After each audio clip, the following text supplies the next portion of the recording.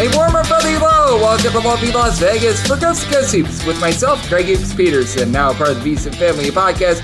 We've got a tremendous podcast for you as you're going to be joined in segment number 2 by Erik Haslam. He does tremendous work over at his website, one of the best statisticians slash data scientists when it comes to college basketball over at Haslam Metrics.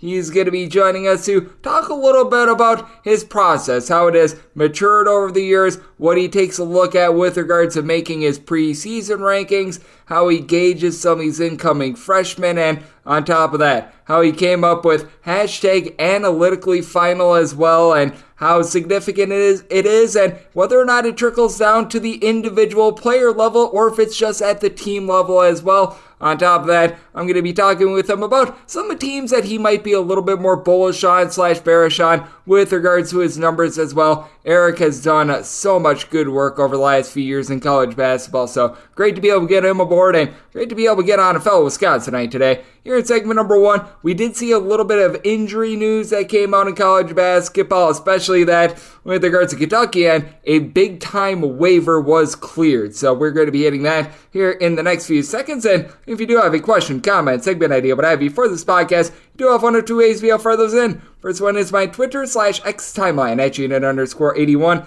Keep in mind, letters EM, naming does not matter. As per usual, please do send these into the timeline. Other ways, find an Apple Podcast review. If you rate this podcast 5 stars, it is very much appreciated. From there, you are able to fire in whatever you'd like to hear on this podcast. Via that 5-star review, we saw 2 real big pieces of news in college basketball over the last 24 hours.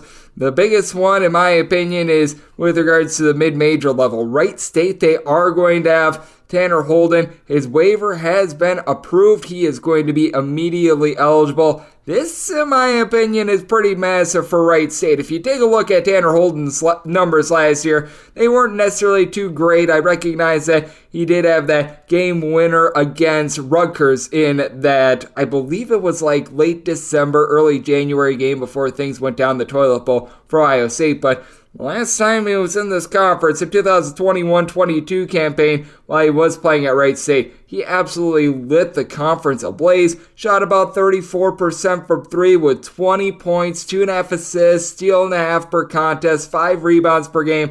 This is massive because they really needed to have Trey Calvin take over the games last season. I mean, Trey Calvin, he filled it up himself. He was able to put in there 20-plus points per contest, but he really didn't have a lot of help around him. Now you've got Trey Calvin along with Tanner Holden making that nice 1-2 punch. Some like a Brandon Noel was able to put in there 13 points, 8.5 boards. He's got some versatility as well. Seems like this team should have a bit more depth this year as well, unlike last year where you really had that nice starting, I would call it 6, and then past that, you really didn't have a lot past that. Now, I think Wright State, they are going to be true contenders out there in the Rising League because I felt like if Wright State was going to have Mr. Tanner Holden in the fold, this was going to be a top 2 team. Meanwhile, if they didn't, they probably fall to being right in the middle of the Rising League. So this is pretty seismic that they are going to be able to get them out there on the court. So you do love to see that. And then with Kentucky, they were dealt a little bit of bad news as it seems like they are going to be without a pair of players to begin the season. A Kentucky team that certainly has quite a bit of depth, but they were banking on the very little amount of experience that they had from Ugonna, Onyenso, and then on top of that, they're still dealing with that injury to Aaron Bradshaw. Seems like these guys are going to be out at minimum 4 weeks. The timetable that we're seeing circulating right now is 4 to 6 weeks, and it seems that Trey Mitchell is really going to need to go into flamethrower mode. They're really going to be running the offense through him, Antonio Reeves. You've obviously got DJ Turn It Up Wagner, but you really don't have a lot of size with this team because they were banking on Aaron Bradshaw, a 7-footer with a lot of versatility, and Onyenso being a little bit more of a rim protector to help out Trey Mitchell, who's able to pop some threes. He's got some good versatility, but now in terms of your rotation, Trey Mitchell is really going to be the only guy that's north of 6'8" out there, unless if, and I am going to butcher this name, Zavamir Asic, hopefully I said that correctly. I'm sure that I did not. The international guy that they picked up late in the process who's 7'2" and has some versatility. Other than him, they really don't have anyone else that is north of 6'7" other than Trey Mitchell. So we're going to be seeing a lot of small ball from Kentucky when it comes to their non-conference portion of the season until these two guys get back out there in the fold. And with Kentucky, certainly is going to be a young team because with Onyenso, he's like one of only two players, with the other being Antonio Reeves, that saw any sort of meaningful minutes last year. So that is going to be hurting this Kentucky team, and it's going to be interesting to see how they're going to be faring towards the beginning part of the season because you still have tons of talent. I think that Justin Edwards is going to have an absolutely amazing year this year, but man, you could use a little bit more experience other than Reeves and Mitchell. So that's what we saw in college basketball news-wise on Thursday. Now coming up next, let's dive into some analytics with Erik Haslam. He does amazing work over at Haslam Metrics. We're going to be taking a look at just sort of his process with regards to getting set his preseason numbers, just how he came up with analytically final, sort of the line of demarcation there, and so much more right here on Discuss Hoops with myself, Greg Peterson, now a part of the Beeson Family Podcast. Sports Betting Innovative Analytics has taken the guesswork and emotion out of sports betting to bring you an innovative and trustworthy resource to enhance your journey to becoming a winning player. With industry-leading money-back guarantee options backed by their sophisticated modeling, they want to introduce you to a system that's not widely seen or available to help you beat the bookmaker. Specializing in NBA, college basketball, and WNBA, your first week is always free. Get started at SBIA1.com today.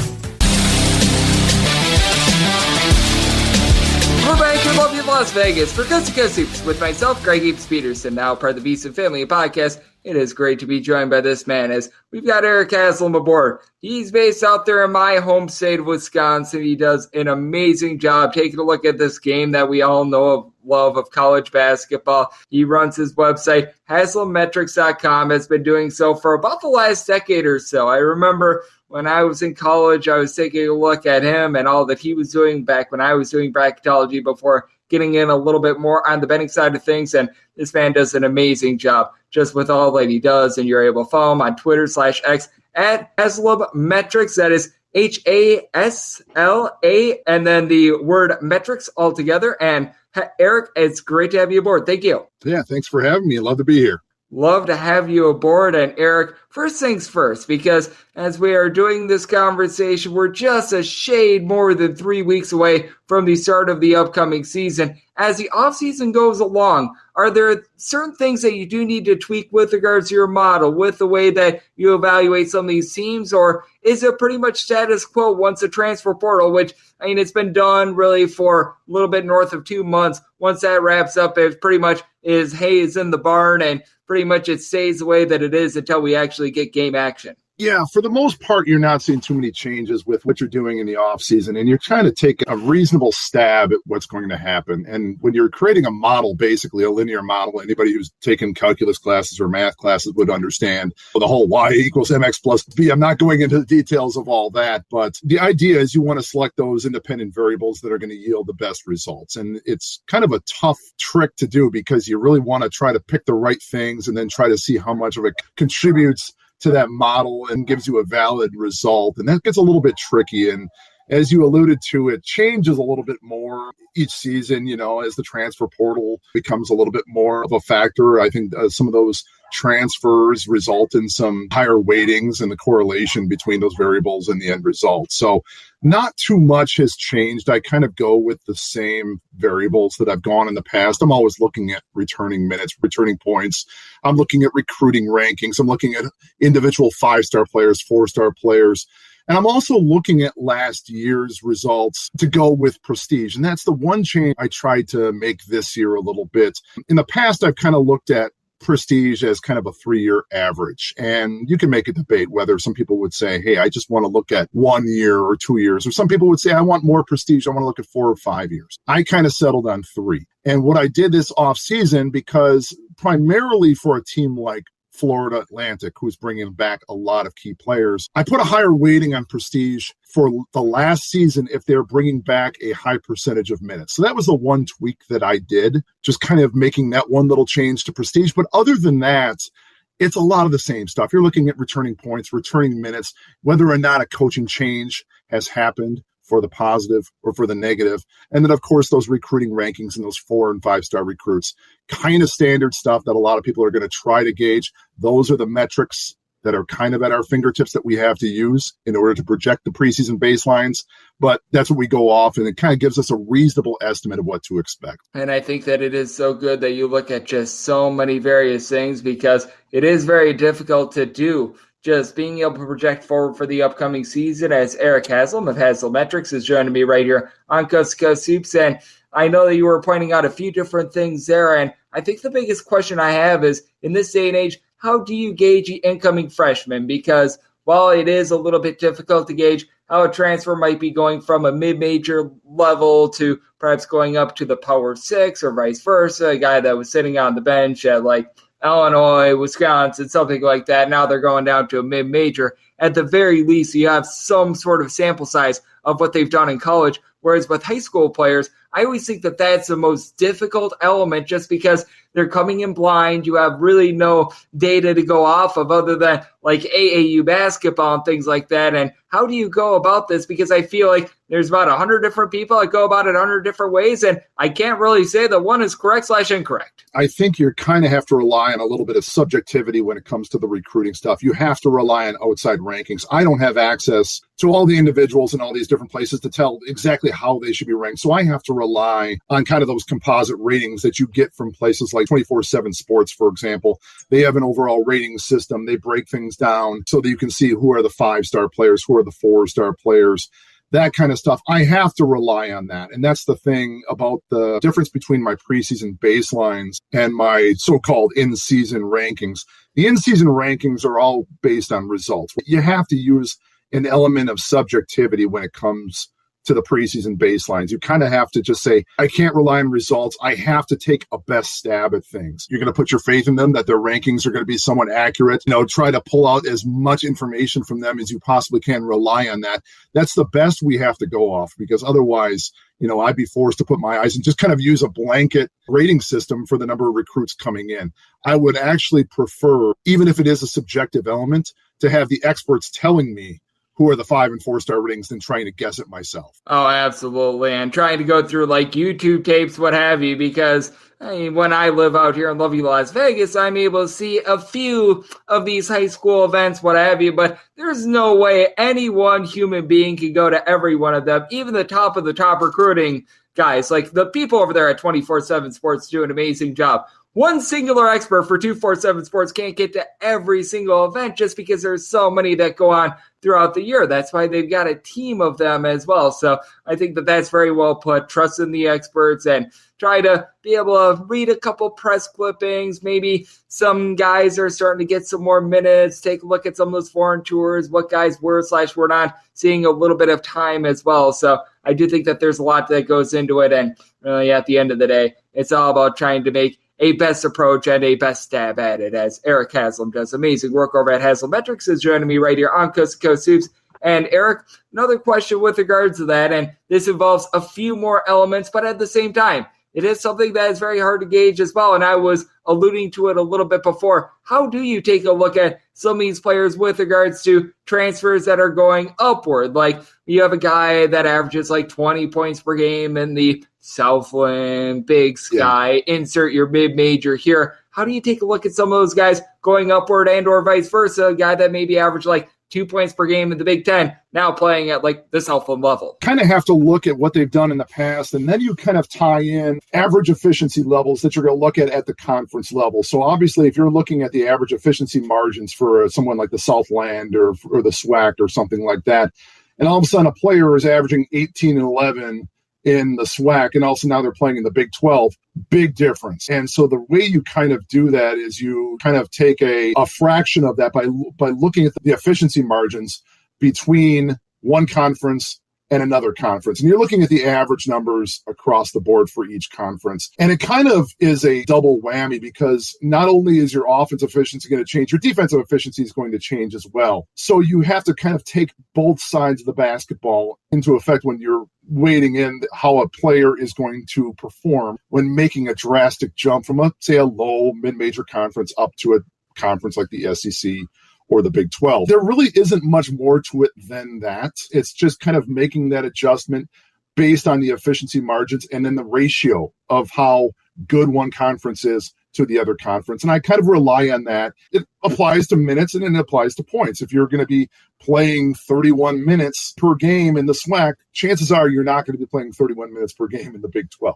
It's probably not going to happen. There are exceptions, and it probably does happen on occasion, but you kind of have to gauge things for the norm. And in those situations, you're trying to take a conservative estimate to get your baselines. And that's largely the way I do things, is kind of by creating that little ratio between the two conferences. Yeah, I think that that's so interesting to do, and it's something that we all wrestle with as well, because there's just so many elements with regards to fit as well that numbers might not be able to tell as well. There's just sometimes is a situation where you find a guy is able to find a comfort zone with regards to that team, and they come from absolutely nowhere and they absolutely explode. There's always going to be those as well, but being able to take a best guess, that is always something that we do try to do with regards to this. And when it comes to just being able to have all the data that is just possible at your disposal, I know that you do something that I absolutely love with regards to college basketball, and that's calling games analytically final, which is where pretty much the game is out of sorts. You have your garbage time, like when Team X is up 30 points on Team Y with 2 minutes to go. That's a game that would be analytically final. And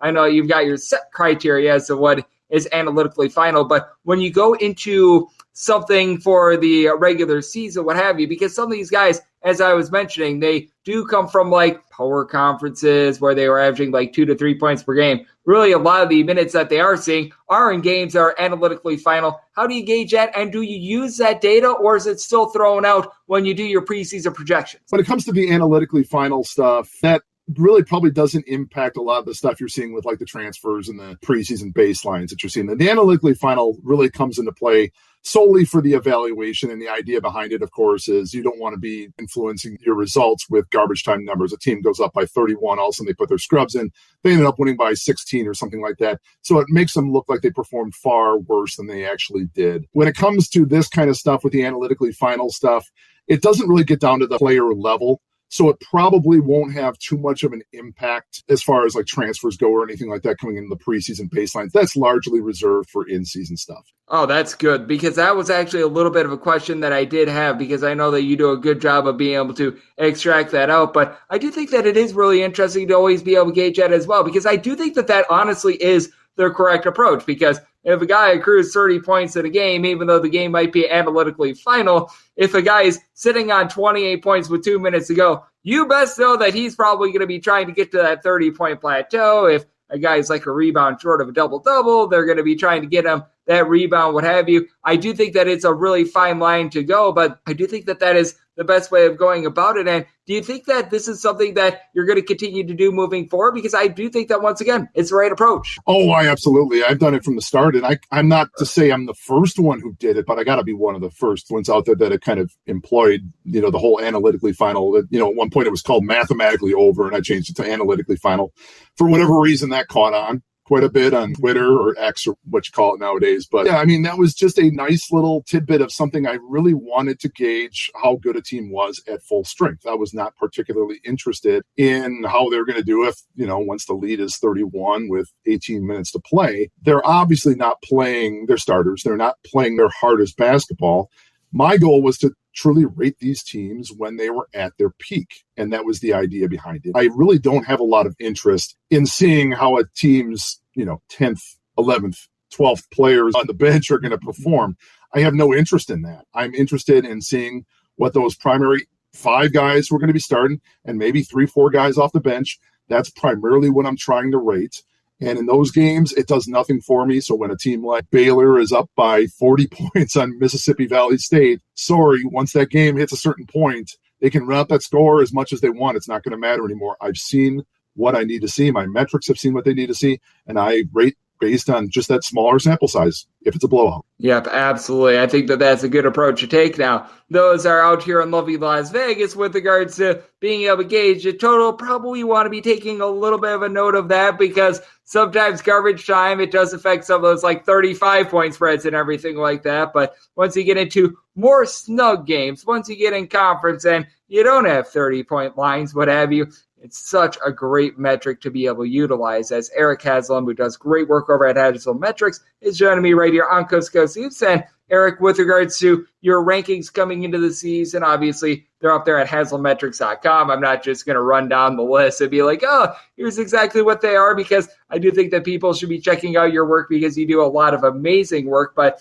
are there just a few teams in general that you feel like coming into the year you might be a little bit higher/lower on than perhaps some of these way too early top 25s that you're seeing are? Yeah, really, like I touched on before, a lot of these rankings are kind of based on prestige. So some of these teams that are going to kind of I'll be a little bit more bullish on are probably teams that probably did a little bit better than average the last 3 seasons. And then you're going to see some teams that are probably going to be rated a little bit higher by the experts that probably have not performed up to snuff the last couple of years. Now, I'll throw a couple of them out there. For bullish, I'm going to talk about TCU.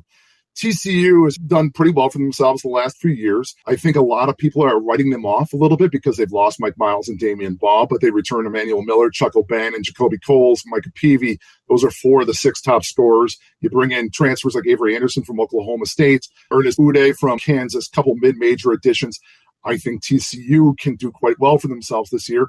UCLA, I think, is kind of in the same vein. Everybody looks and says, oh, wow, those roster losses are significant. No Jaime Jaquez, no Tiger Campbell, no Jalen Clark, no Amari Bailey. But you got to keep in mind that there's pieces in place to provide a high ceiling for the Bruins, a solid recruiting class that's top 15 at the worst, a number of young 4-star or borderline 5-star guys that can contribute right away. There's some relative unknowns who have been competing against those elite players in practice the last few years. I'm talking Dylan Andrews and Will McClendon. And then you have experience with 3-point shooting with Lazar Stefanovic. Those are a couple examples of teams that largely because of, I would say, prestige might be a little bit higher, but I've given some good reasons why those teams could excel. On the flip side, I'm going to say I'll probably throw out there Florida. Last year was the first year for Todd Golden, but I think even by those terms, Florida was a bit of a flop. They were 77th at the end of the year for me. They finished below 500 at 16-17. And yes, they lost Colin Castleton, but that was fairly late in the year. The team was barely over 500 when that injury occurred. They were hovering right around number 50 in my rankings before that injury, and then they just fell into a deeper hole after that. But one of the things I talked about prestige, Florida, from 2017 to 2020, they were a top 30 school end of year in my rankings. Since then, they've been 44th, 55th, and 77th to end the year. So they're starting the year right now for me at number 58. A lot of people would say that Florida team has a lot of pieces in place. We talked about bringing in these guys from the outside, from these low major to mid-major schools. Florida's definitely doing that with their starting backcourt this year. It remains to be seen how that's going to turn out. Another team I'm going to throw out there, I'm a little bit bearish on, I'm going to say is Kentucky. Kentucky coming near at number 28 for me. It feels like the same old story for Kentucky. Snag a bunch of 5-stars, pair them with some upperclassmen, and then kind of hope for the best. And it has not quite, in my opinion, panned out for Kentucky the last 4 years, with the exception of 1 year. They finished 6th in the country for me in 2022. But as far as the other 3 years, there were 0 top 25 finishes for me. And I understand they do have an outstanding recruiting class. We talked about 24/7 sports, number 1 recruiting, though in a down year, still number 1 recruiting. But I'm always a little bit skeptical, especially with Calipari's teams, with him putting all that talent together and making a polished product. On top of that, it's a very young team. There's really only 2 consistent contributors who are underclassmen on that team. And there is not an abundance of depth on Kentucky's team. So, and I'll go back to like Florida here as well. I'm not saying that Florida or Kentucky are going to be colossal disappointments, not by any stretch of the imagination. Both of these teams have the pieces in place to be legitimate contenders. But I would suggest, based on what I've seen in the past, that they're getting a bit more love than perhaps they deserve, in my opinion. And I'll leave it at that. Yep, and with Kentucky, they just don't bring back a lot of returning minutes as well, which I think that's always something to keep note of. And certainly they were able to do it once before when they were able to win that national championship with Anthony Davis. But Anthony Davis only comes around once in a decade, I think is a very good way of putting it. And news for Kentucky as well is that they are dealing with a pair of injuries coming into the season as well, with Aaron Bradshaw and Onyenso. Hopefully I'm saying that correctly. Out most likely for north of a month to begin the season as well. But Erik, I know you're doing amazing work getting set for the upcoming college basketball season. Your model, your metrics, you do absolutely tremendous work with that. So let the good people at home know they're able to follow all of your work and follow you on social media and other platforms. Yep. If you guys are looking for me out on Twitter or X, my handle, as you said earlier, is Haslametrics, HASLAMETRICS. Otherwise, you can find me out there at haslametrics.com. If you guys want to reach out to me, my DMs are, I'm not sure if my DMs are open, but if you request to talk to me, you can catch me in Haslam at haslametrics.com via email as well. Very eager to help out. You people behind the scenes reach out to me, just kind of want to pick my brain. Some young students who are interested in analytics have reached out. I've sat down with them for an hour just to kind of talk about the ideas that they have, ideas that I have. You know, it's a lot of fun for me. That's the part that I really enjoy about the sport that people probably don't realize, is that I just love the human interaction, the interpersonal communication with people. That's what really lights me up about this sport. So anybody wants to reach out, you know, I love to have the conversation. Please do so. And it's a lone sport out there where you just get so many different teams, because even with college football, it's very much limited with the FBS and FCS levels. Meanwhile, college basketball, you get all 362 D1 teams all in the same Division I moniker. So it's going to be a tremendous season. Erik, he is gassed up for it. He does an amazing job taking a look at this game that we all know and love. So a big thanks to Erik for joining me right here on Guts Go Seeps, now part of the VSiP Family Podcast. And if you like what you're hearing from this fine podcast, Guts Go Seeps, you're able to subscribe wherever your podcasts, Apple Podcasts, Google Play, Spotify, Stitcher, and TuneIn. And if you have a question, comment, segment idea, what have you for this podcast, you have one of two ways to be able to fire those in. First one is my X timeline/Twitter timeline at GNR41. Keep in mind, letters ZM. Maybe it does not matter. As per usual, please send these into the timeline. And the other way is find an Apple Podcast review. If you rate this podcast 5 stars, it is very much appreciated from there. You're able to fire whatever you'd like here on this podcast via that 5-star review. And if you do have a question, comment, segment idea, what have you for this podcast, you do have one of two ways to be able to fire those in. First one is my X timeline/Twitter timeline at GNR41. Keep in mind, letters ZM. Maybe it does not matter. As per usual, please send these into the timeline. And the other way is find an Apple Podcast review. If you rate this podcast 5 stars, it is very much appreciated from there. You're able to fire in whatever you'd like here on this podcast via that 5-star review. Getting closer and closer to the start of the college basketball season, less than 3.5 weeks away. Just 2 conference previews remaining, the Big 12 and the Pac-12. We're going to be doing those within the next week, a week and a half or so. And then once we get back in season, picks and analysis on every single game, every single day. In the meantime, just give you guys injury news, what we're seeing with these teams, doing some previews, and getting us set for what is going to be a tremendous year of college basketball. So I appreciate you tuning in today. I'll be back with you once again tomorrow. Thank you.